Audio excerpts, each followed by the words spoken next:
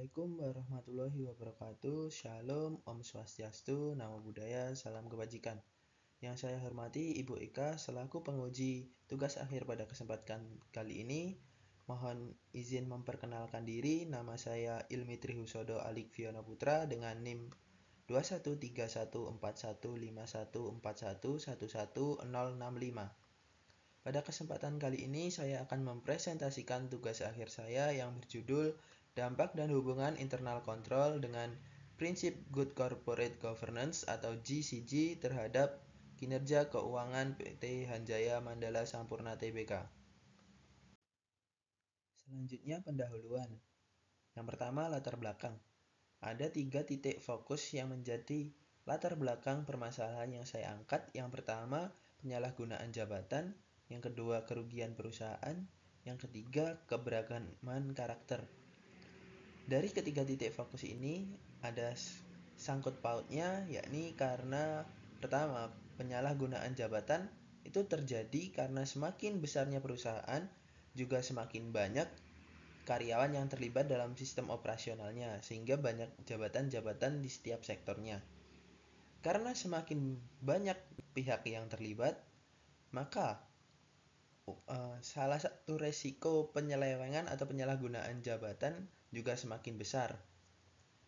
Akibat dari penyelewengan atau penyalahgunaan jabatan tersebut juga sangat beresiko terhadap kerugian perusahaan, baik secara material ataupun secara bentuk kerugian yang lainnya.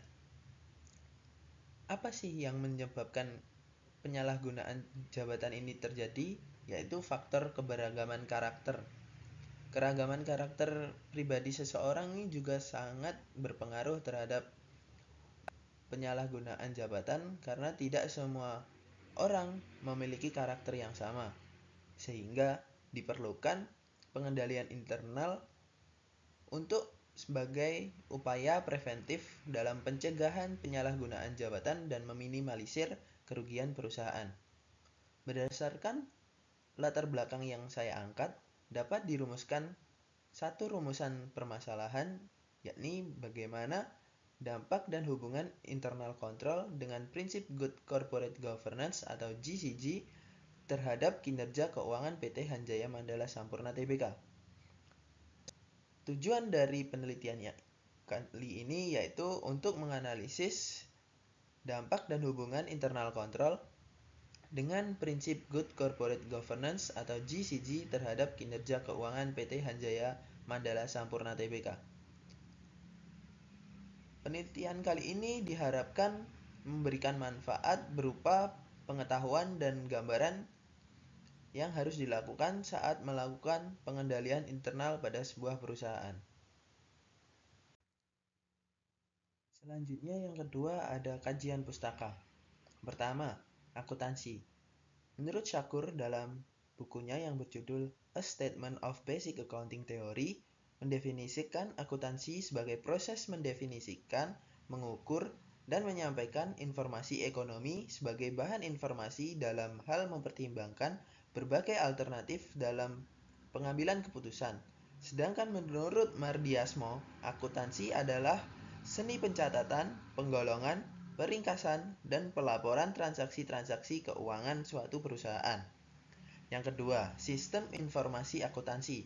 Menurut Susanto, menyatakan sistem informasi akuntansi merupakan kumpulan atau grup dari subsistem atau bagian atau komponen apapun, baik bentuk fisik maupun non-fisik yang saling berhubungan satu sama lain dan bekerja sama secara harmonis untuk mencapai suatu tujuan tertentu. Selanjutnya yang ketiga ada pengendalian internal. Pengendalian internal didefinisikan mendorong seseorang atau karyawan dari area tertentu atau perusahaan secara keseluruhan untuk berfungsi sesuai dengan tujuan organisasi. Selanjutnya, Good Corporate Governance atau yang biasa disingkat GCG merupakan tata kelola perusahaan hubungan antara berbagai partisipan yang berkepentingan di dalam suatu perusahaan untuk menentukan arah tujuan perusahaan yang ingin dicapai. Istilah Good Corporate Governance pertama kali dikenalkan oleh Cadbury Committee di Inggris pada tahun 1922 pada laporannya yang berjudul Cadbury Report.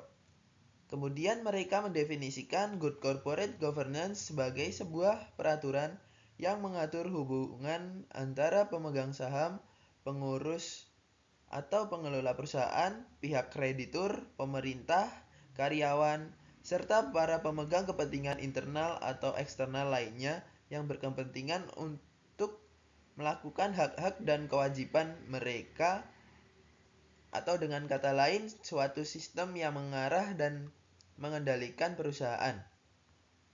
Yang terakhir, kinerja keuangan. Dalam pernyataan standar akuntansi keuangan atau PSAK, menyatakan bahwa laporan arus kas adalah informasi tentang arus kas suatu perusahaan yang berguna bagi pemakai laporan keuangan sebagai dasar untuk melakukan kemampuan perusahaan dalam menghasilkan kas atau setara kas dan menilai kebutuhan perusahaan untuk menggunakan arus kas tersebut. Analisis kinerja keuangan merupakan proses pengkajian secara kritis terhadap review data, menghitung, mengukur, menginterpretasi, dan memberikan solusi terhadap keuangan perusahaan pada suatu periode tertentu. Selanjutnya yang ketiga, metode penelitian. Yang pertama, objek penelitian. Saya menggunakan objek penelitian berupa perusahaan PT Hanjaya Mandala Sampurna Tbk. Yang kedua, jenis dan sumber data. Saya menggunakan jenis data kuantitatif berupa laporan keuangan perusahaan dari 2017 yang didapatkan dari Bursa Efek. Selanjutnya, data primer berupa olahan data menggunakan pendekatan rasio keuangan dari laporan keuangan perusahaan. Terus yang selanjutnya dari data sekunder berupa riset-riset terdahulu dari peneliti sebelumnya. Terus kemudian teknik perolehan data, saya menggunakan teknik dokumentasi dengan pendekatan historis. Yang terakhir, metode analisis, saya menggunakan pendekatan deskriptif menggunakan analisis rasio keuangan berupa rasio aktivitas dan rasio profitabilitas. Selanjutnya yang keempat, hasil dan pembahasan. Yang pertama, gambaran umum perusahaan. PT Hanjaya Mandala Sampurna Tbk sudah berdiri sejak tahun 1913 yang merupakan anak perusahaan dari PT Philip Morris Indonesia. Produk unggulan dari PT HM Sampurna Tbk yaitu Jisamsu yang terkenal sebagai rajanya kretek. PT HM Sampurna memiliki logo berbentuk 3 tangan yang memiliki filosofi. Yang pertama, perokok dewasa. Yang kedua, karyawan dan mitra bisnis. Yang ketiga, masyarakat luas. Selanjutnya, hasil penelitian. Penerapan umum Good Corporate Governance pada PT HM Sampurna Tbk. Pelaksanaan tata kelola perusahaan di Sampurna merupakan tanggung jawab Dewan Komisaris dan Direksi dibantu oleh anggota-anggota di bawahnya. Tim tersebut secara rutin memantau pelaksanaan dan kepatuhan terhadap prosedur dan kebijakan perusahaan. Yang pertama, rapat umum pemegang saham. Lembaga tersebut adalah forum utama tempat pemegang saham menggunakan hak dan wewenangnya terhadap manajemen perusahaan. Yang kedua, Dewan Komisaris. Dewan Komisaris bertugas melakukan pengawasan atas keputusan-keputusan direksi dalam mengelola jalannya perusahaan serta memberikan nasihat kepada direksi. Yang ketiga, komite-komite di bawah komisaris. Yang pertama ada komite audit yang bertugas dan bertanggung jawab atas penelaahan atas laporan keuangan perusahaan, pekerjaan audit internal. Yang kedua, komite nominasi dan remunerasi. KNR memberikan saran dan rekomendasi kepada Dewan Komisaris tentang hal-hal terkait nominasi dan remunerasi direksi. Selanjutnya, direksi. Direksi bertugas untuk bertanggung jawab mengelola perusahaan untuk mencapai maksud dan tujuannya. Direksi menyelenggarakan rapat rutin, umumnya setiap bulan, yang dapat melibatkan pimpinan divisi dan manajer senior tertentu. Yang terakhir, komite-komite di bawah direksi. Yang pertama ada auditor internal. Tugas utama auditor internal adalah memberikan direksi penilaian objektif dan independen mengenai kecukupan dan keefektifan sistem pengendalian internal yang dijalankan perusahaan. Yang kedua, sekretaris perusahaan. Sekretaris perusahaan membantu direksi dalam memastikan kepatuhan perusahaan terhadap peraturan dan kebijakan pasar modal dan memastikan bahwa direksi mendapatkan informasi mengenai perubahan peraturan pasar modal beserta implikasinya. Hasil yang kedua berupa penerapan prinsip GCG pada PT HM Sampurna Tbk. Prinsip-prinsip GCG secara umum yang dapat diaplikasikan PT HM Sampurna adalah 1. Transparansi. Dalam kenyataan di lapangan, prinsip transparansi tersebut telah dilaksanakan baik oleh PT HM Sampurna karena telah memenuhi beberapa syarat sebagai perusahaan go public. Yang pertama, transparansi terhadap informasi. Yang kedua, transparansi terhadap penggunaan informasi. Yang ketiga, transparansi terhadap pemerintah. Yang keempat, transparansi terhadap pemangku kepentingan. Prinsip yang kedua yaitu kemandirian. Pelaksanaan prinsip kemandirian pada PT HM Sampurna dapat dilihat dari dilakukannya perjanjian kerjasama dengan modernsator atau perusahaan non-pemerintah tanpa adanya paksaan dari pihak manapun. Terus selanjutnya, prinsip yang ketiga yaitu akuntabilitas. Akuntabilitas adalah kejelasan fungsi, pelaksanaan, dan pertanggungjawaban organisasi sehingga pengelolaan PT HM Sampurna terlaksana secara efektif.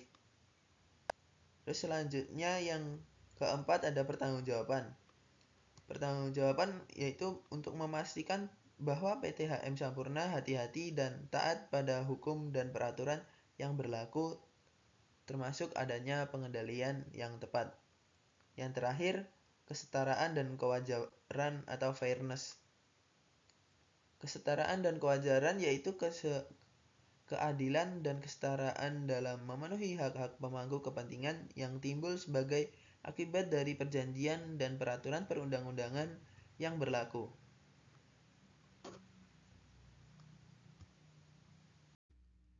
Hasil penelitian berikutnya yaitu keterkaitan antara penerapan GCG terhadap kinerja perusahaan PT HM Sampurna Tbk. Yang pertama, berdasarkan penjelasan sebelumnya bahwa penerapan GCG di perusahaan HM Sampurna sudah berjalan dengan baik.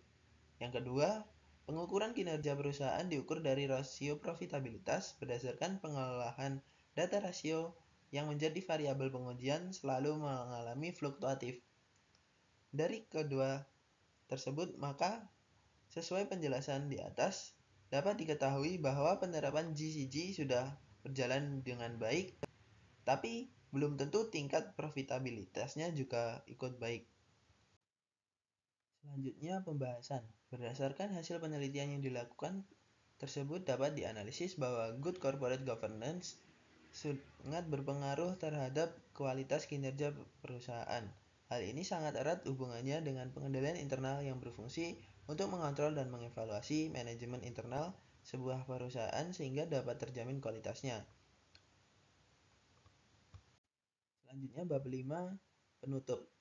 Yang pertama ada kesimpulan. Secara umum penerapan prinsip good corporate governance pada PT HM Sampurna Tbk dapat dikatakan baik. Tujuan yang diharapkan tercapai yaitu terciptanya sistem tata kelola perusahaan yang baik serta terlaksananya fungsi dan tanggung jawab dari setiap stakeholder yang ada pada perusahaan. Selanjutnya yang terakhir ada saran. Yang pertama, perlu adanya sosialisasi penerapan GCG terhadap perusahaan. Yang kedua, meningkatkan kinerja perusahaannya supaya dapat terus bisa bersaing dengan perusahaan yang lain.